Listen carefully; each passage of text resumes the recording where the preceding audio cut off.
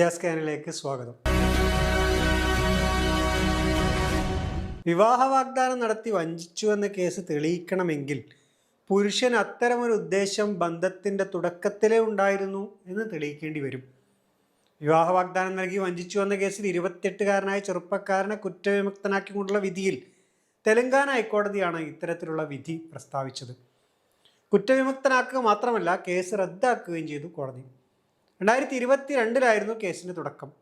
2018 മുതൽ യുവാവ് താനുമായി സ്നേഹത്തിലായിരുന്നുവെന്നും വിവാഹം കഴിക്കാമെന്ന് വാഗ്ദാനം നൽകിയിരുന്നു എന്നുമായിരുന്നു യുവതിയുടെ വാദം.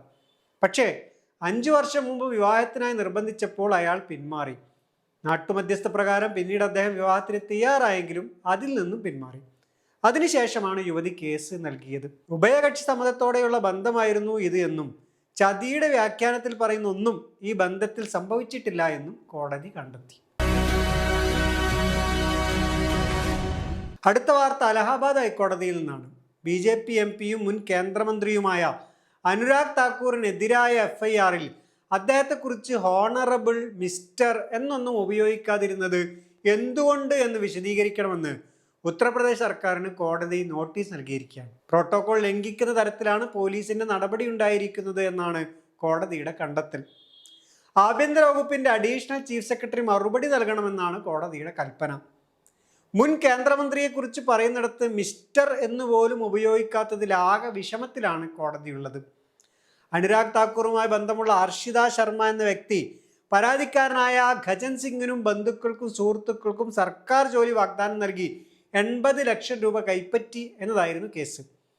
വാഗ്ദാനം പാലിക്കാൻ കഴിയാതിരുന്ന സമയത്ത് ശർമ്മ താക്കൂറിനടുത്തേക്ക് സിംഗിനെ കൊണ്ടുപോവുകയും അവിടെ വെച്ച് താക്കൂർ തൻ്റെ പേര് ദുരുപയോഗിച്ചതിന് ഹർഷിത ശർമ്മയെ ശാസിക്കുകയും ഒരു ഫോർച്യൂണർ ജാമ്യമായി നൽകണമെന്ന് നിർദ്ദേശിക്കുകയും പ്രശ്നം തീർക്കുകയുമായിരുന്നു. പക്ഷെ ശർമ്മ പിന്നീട് പ്രാദേശിക ക്രിമിനലുകൾ ഉപയോഗിച്ച് വണ്ടി തട്ടിയെടുക്കാൻ ശ്രമിച്ചുവെങ്കിലും അവരെ സിംഗും കൂട്ടരും പിടികൂടി പോലീസിൽ ഏൽപ്പിച്ചു. പിന്നീട് നൽകിയ പരാതിയിലാണ് പ്രശ്നങ്ങൾ തുടങ്ങിയത്. പരാതിക്കാരൻ എന്തെഴുതിയാലും പോലീസ് വേണ്ടത്ര ബഹുമാനം കാണിക്കേണ്ടിയിരുന്നു എന്നാണ് കോടതി പറഞ്ഞത്. വിദേശ സംഭാവന നിയന്ത്രണ നിയമത്തിൽ കേന്ദ്ര സർക്കാർ കൊണ്ടുവരുന്ന ഭേദഗതികൾ ന്യൂനപക്ഷങ്ങളെ വേട്ടയാടാൻ ഉദ്ദേശിച്ചിട്ടുള്ളതാണ് എന്ന് വ്യാപക വിമർശനം. ഏതെങ്കിലും NGO-കളുടെ FCRI രജിസ്ട്രേഷൻ റദ്ദാവുകയോ ക്യാൻസൽ ആവുകയോ പുതുക്കാതിരിക്കുകയോ ചെയ്യുന്ന പക്ഷം വിദേശ സംഭാവന കൊണ്ട് അവരുണ്ടാക്കിയ സ്വത്തുക്കൾ ഏറ്റെടുക്കാനോ വിൽക്കാനോ ഒക്കെ സർക്കാരിന് അധികാരം നൽകുന്ന തരത്തിലുള്ള ഭേദഗതിയാണ് നിലവിൽ കൊണ്ടുവന്നതിൽ ഏറ്റവും അപകടകരമായത് എന്ന് വിലയിരുത്തപ്പെടുന്നു. നേരത്തെ അംഗീകാരം റദ്ദാക്കപ്പെട്ട സംഘടനകളുടെ കാര്യത്തിലും ഈ നിയമം ബാധകമാവുമെന്നാണ് ഈ രംഗത്തെ വിദഗ്ധർ സൂചിപ്പിക്കുന്നത്. ഈ സ്വത്തുക്കൾ, അതായത് ഭൂമിയോ കെട്ടിടങ്ങളോ മറ്റ് സാധന സാമഗ്രികളോ ഒക്കെ വിൽക്കുകയും പണം കൺസോളിഡേറ്റഡ് ഫണ്ടിലേക്ക് മുതൽ കൂട്ടുകയും ചെയ്യാനും ഈ ഭേദഗതി അവകാശം കൊടുക്കുന്നുണ്ട്. ഇത്തരം ആവശ്യങ്ങൾക്ക് വേണ്ടി മാത്രം ഒരു ഉദ്യോഗസ്ഥനെ നിയമിക്കാൻ കേന്ദ്ര സർക്കാരിന് അധികാരമുണ്ടായിരിക്കും. അംഗീകാരം റദ്ദാക്കപ്പെട്ട കാലയളവിൽ സംഘടനകൾക്ക് സ്വത്ത് ഉപയോഗിക്കണമെങ്കിലോ വിൽക്കണമെങ്കിലോ കേന്ദ്ര സർക്കാരിൻ്റെ അനുമതി കിട്ടണം. പിന്നീട് വേണമെങ്കിൽ അതിലൊരു ഭാഗം കിട്ടാൻ സംഘടനയ്ക്ക് അപേക്ഷ കൊടുക്കാം. സർക്കാരിന് ഇഷ്ടമുണ്ടെങ്കിൽ അത് തരികയും ചെയ്യും. നേരത്തെ 2020 കൊണ്ടുവന്ന ഭേദഗതി ഇത്തരം സ്ഥാപനങ്ങളുടെ സ്വത്തുക്കൾ സർക്കാരിൽ നിക്ഷിപ്തമായിരിക്കുമെന്ന് പറയുന്നുണ്ടെങ്കിലും ഇപ്പോഴാണ് അത് ഏറ്റെടുക്കാനുള്ള പദ്ധതി തയ്യാറായത്. അത് ഏറ്റെടുക്കാൻ കഴിയാവുന്ന ഒരു അധികാര സ്ഥാപനത്തെക്കുറിച്ചുള്ള ആലോചനയിലായിരിക്കണം സർക്കാർ ഈ 5 വർഷവും എന്നായിരുന്നു വിമർശകർ പറയുന്നത്. ഇപ്പോൾ അധികാര സ്ഥാപനത്തെക്കുറിച്ചുള്ള വിശദീകരണവുമായാണ് ഭേദഗതി വന്നിരിക്കുന്നത്. സർക്കാരിൻ്റെ അഭിപ്രായത്തിൽ ഇത്തരം സ്വത്തുക്കൾ ആര് കൈകാര്യം ചെയ്യും എന്നൊരാശങ്ക ഉണ്ടായിരുന്നുവെന്നും ഈ അധികാര സ്ഥാപനത്തിൻ്റെ പ്രഖ്യാപനത്തോടെ കാര്യങ്ങൾക്കൊക്കെ ഒരു വ്യക്തത വന്നു എന്നുമാണ്. ഈ അധികാര കേന്ദ്രത്തിൽ സിവിൽ കോടതിക്കുള്ള എല്ലാ അധികാരങ്ങളും ഉണ്ടാകുമത്രേ.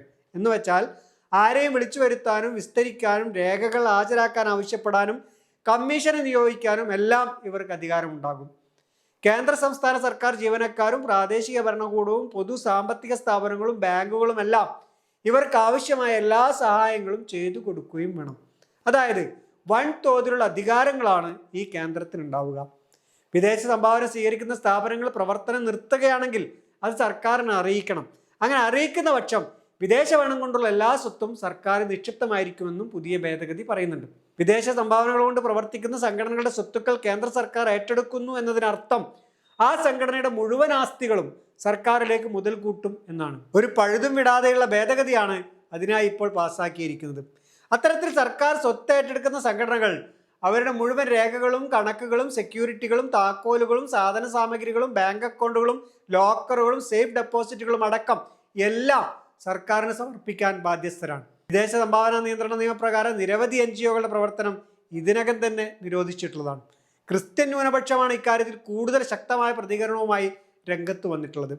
നിയമപ്രകാരം ഏത് സംഘടനയുടെ പ്രവർത്തനവും നിരോധിക്കാൻ സർക്കാരിന് കഴിയും.